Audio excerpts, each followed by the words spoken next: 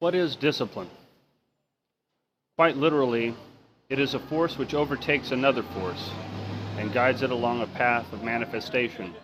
which would have, or at least might have, been different, but for the influence of this overtaking force. It may be that a temporarily weaker force overtakes a temporarily stronger force, either over time or under special circumstances. That proves that there are more dimensions to the issue than the ones which may immediately obtain or patently manifest. As to the forces involved, it has only been by the artifice of man's disciplining of the bestial mind in this bestial human form and at large in the world that his intellect was ever able to develop a sense of objective analysis of phenomena so as to eventually quantify those analyses, not those forces per se, and thereby form them into mathematically compact descriptions of their own tendencies, those mathematical matrices that we know of in our sciences. These phenomena, which were so analyzed, have included the behavior of ever invisible units, some divisible, some not divisible by this reckoning. The former are referred to as matter, the latter as mind. Mind proper, in essence, is antimatter in this realm, because matter in this realm is not merely the medium of mental interactions, but an enabler of their falsification. And because in this realm it obstructs mental action in its proper essential sense and facilitates a neutralization and a fraudulent reordering of its nature so that what is not mutable is subjected to the disordering effects of that which is mutable, and what is mutable is falsely ensconced into contradictions of relative permanence, and hence contradictory conditions are obtained and absurd results are obtained from this situation, then we say that this is the underlying pattern which enables all wrongness and fraud. All this brings back into focus the issue of what it means for one mind to overlap with another. Through what means? To what end? In what way? For what purpose? From what reason? These are all a function of the minds involved, and their form defines the matter between them. So in this realm, where we see the forces as described, which are involved as shown already and in every way, we are forced to recognize this as a situation in which the human tongue speaks of strife, where minds are influenced by violence in order for them to acquire some conditioned form. This literally describes the state of nature, but we should remember that the prevailing circumstances of strife are never without an author, and should no actor on the stage be able or willing to take the credit for what has taken place in such a disastrous form, if no entity or being would dare admit to being the beneficiary of such a vile circumstance, it is no sign that there is no such agent, but a definitive hallmark of such a being's existence. There is no matter but that which issues between minds, and no genuine matter but that this is the case. Even forms which seem to be mindless have the inertia of what mind it was which formed them, and are carried forth into the domain of the mind which witnesses this result and which forms part of its complete effects in the world, generated by minds and minds within minds, and in no other way. Together these minds give that token of their experience, projected and introjected, both its energy and its pattern, its content and its form, its semantic and its syntax, its relevance and its significance. And beyond this, and the source of the power of these agencies, is that mind which hosts their action in a matrix, which enables a career of each element's development in time and space, and all for an ultimate purpose which as effect resembles its parental cause, because it is itself a substantive offspring thereof, And this is the narrative of cause and effect, which supplies the process for these real events to occur, events which are strictly the actions of minds and minds within minds. That is why no issuance of a real being is in vain or fraudulent. It bears the hallmark of divine inheritance, innately, inherently. This world's minders and their architects and their founder are frauds, because they have fostered conditions which enable the stripping of image from substance at all, which seems an inherently wicked prospect. But worse, they do this in specifically such a way as to rob the image from the substance, and rob the substance from the image, and then subject both and either to wrongful attachments, which wrongfully influences the destinies of these beings, whether for their apparent good or for their apparent detriment. That is the general form of all criminal action to be found in the world, whether presented openly or done covertly, and is also the means by which either aspect of the wrongful act, the crime, the sin, can take place. Those modes of crime are, in a special way, one and the same. Their seeming duality is only in their angle of incidence to an observer who may, if he is right-minded, find those actions wrong and take right action against them. Of course, these matters are precise in their analysis, as are any matters which bear their influence and basis for existence, to include any divisible forms which they archetypally influence and manifest, and which derive their divisibility therefrom. So, what sorts of disciplines are there in the world? There are, by definition of discipline and by the meaning of this world, two antivalently opposing forces, originating from two antivalently opposing minds. The sovereign, who is ruled only by his own essential nature, the natura divinis, with the other mind being his mortal enemy, ruled by his own nature,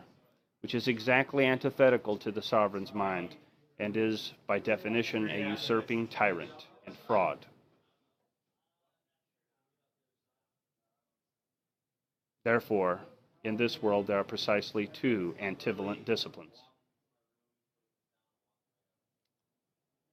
In this world, these two minds do battle against one another, sometimes as from wholly distinct bodies, sometimes as wholly distinct aspects or sub-patterns in a single, most often compound and usually complex body. The more compound and complex these bodies, the more ways and the greater the likelihood that they will be host to interior conflict between these ambivalent wills, the evil will and the good will. Since these forces, the more complex and compound, the more complete and the more refined and expressive, and therefore the more patently distinct, yet also the more aggressively locked into battle, therefore this world is epitomized as the site of their very conflict, and the very interlocking, rather than overlapping, of these two minds and their ambivalent wills. And just as the matter which is the basis of their conflict favors the evil will and its allegiance, proven by the fruit of its impulses and tendencies, its vicissitudes and inclinations, its properties and propensities, and therefore just as the character of this form of matter has been shown formally through both empirical and logical evidence to be ambivalent to the harmony of the goodwill and any notion of genuine peace between it and its alternate form of existence, the evil will. Therefore, it is metaphysically shown and recognized that this material circumstance is the hostile crucible, which is in favor of one sort of mind against the other. It is reflective of, conducive toward, and the expression of the will that is evil, and at best can only imitate and partially resemble the will that is good, accommodating it and assimilating into its discipline only whenever and wherever, however, and to whatever degree it is conquered by and overmastered by the good mind. So, these two disciplines are in direct contradiction to each other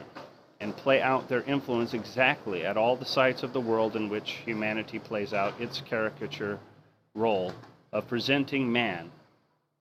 and in which the true man has manifested by the good God throughout history and has been demonstrating all the affairs of this world and disciplining it into its destined results. The great separation, which is the completion of the great work, which has been to disentangle the good from the evil, which is the truest victory of the real and the most utter defeat of the false, that the substantial and insubstantial receive their own images proper to them and be among their own kin and kind, and this is the fulfillment of justice, suum cuique.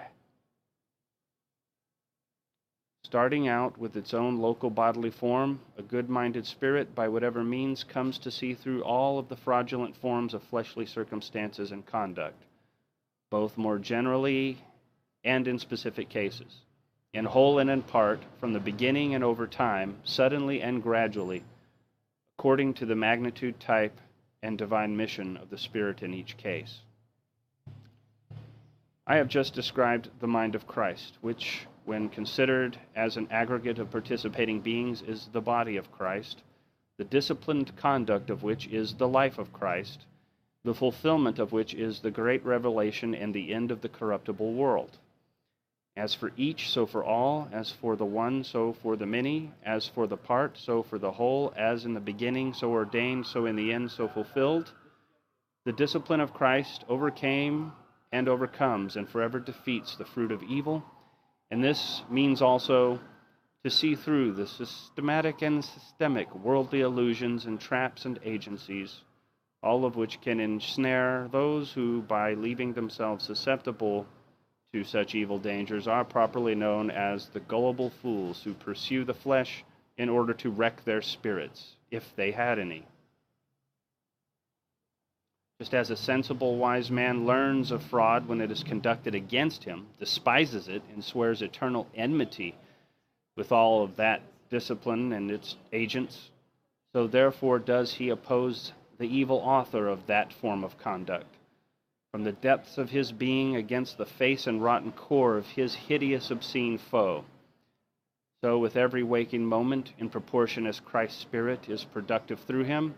he uncovers and brings to ruin all falsehood, all fakery, all wrongdoing. But insofar as the status quo of nature, especially human nature, opposes this sole beneficence in the world, which is not of the world, but in it and upon it and against it, so therefore will a divine-minded will sometimes manifest in a light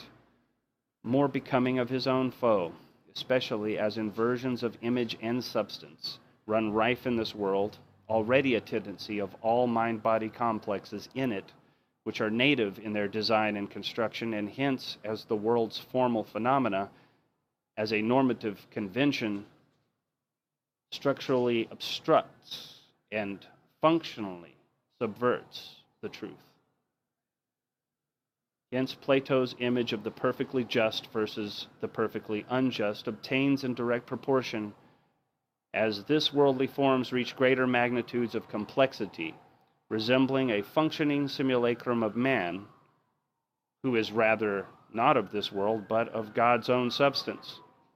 Therefore, we rightly realize that this domain is subject to the will of the one who is most unjust.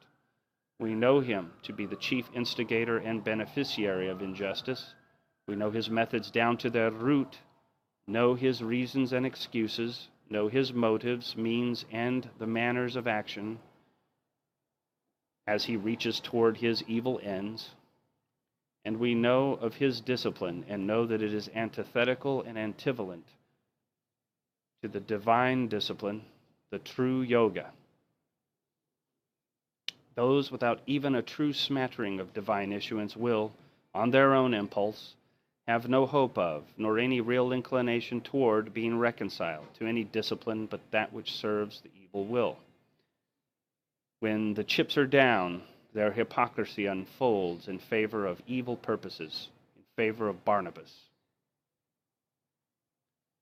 And while some facile confusion and contrary conditioning may obtain with those bodily persons who have allegiance in substance with the divine Spirit through their inheritance, and who have maintained loyalty and demonstrated fealty thereunto, well, then their hypocrisy is really and generally a benign sort, passing as a feature of their lives, and this in proportion to their Christian discipline, and inevitably it is eternally transmuted, along with the author of all evil, and these both occur in conjunction proportionally. Now for a discussion of the implications of these truths for the sake of completely undoing certain doctrinal falsehoods, which can all be proven to be self-contradictory, nonsense, and in order to uphold genuine truthful dogma, which cannot be defeated, and which are only reinforced by the assumption of their opposing theses, and without the fundamental truth of which the opposing doctrinal lies would have been impossible even to entertain, let alone be seemingly conceived by the most twisted and inefficacious mind.